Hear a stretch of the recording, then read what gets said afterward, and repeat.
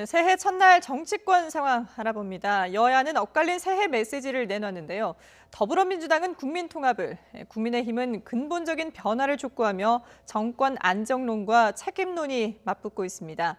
이런 가운데 민주당 이낙연 대표는 신년 계획 가운데 하나로 두 전직 대통령의 사면을 언급하면서 정치권의 쟁점으로 떠올랐습니다.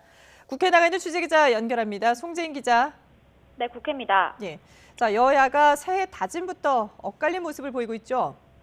네, 그렇습니다. 먼저 더불어민주당은 국민 통합에 방점을 찍었습니다. 민주당 이낙연 대표는 오늘 아침 당사에서 열린 신년 인사회에서 올해 우리 사회 전진과 통합을 이루겠다고 강조했습니다. 코로나19 위기 속 민생을 보듬고 통합해 회복과 출발의 해를 만들겠다고 다짐했는데요. 문재인 정부 5년 차를 맞아 정권 안정론에 집중하는 모습입니다. 반면 국민의힘은 정권 심판론을 강화했습니다. 김종인 비상대책위원장은 신년사에서 지난해는 문재인 정부의 실정이 극에 달했던 해라고 평가했습니다. 코로나19 위기부터 부동산 대란, 법무부와 검찰의 대립 등 정부가 사회 혼란을 부추겼다는 건데요. 그런 만큼 새해에는 잘못된 정치의 근본을 바꾸는 게 가장 중요하다며 올해 당의 목표로 4월 보궐선거 승리를 제시했습니다. 자, 그리고 두 전직 대통령의 사면 문제가 새해 쟁점으로 다시 떠올랐군요. 네, 그렇습니다. 더불어민주당 이낙연 대표가 새해 계획 가운데 하나로 꺼내들면서인데요. 이 대표는 오늘 오전 국립현충원에 참배한 뒤 기자들과 만나 적절한 시기에 이명박, 박근혜 두 전직 대통령의 사면을 문재인 대통령에게 건의하겠다고 밝혔습니다.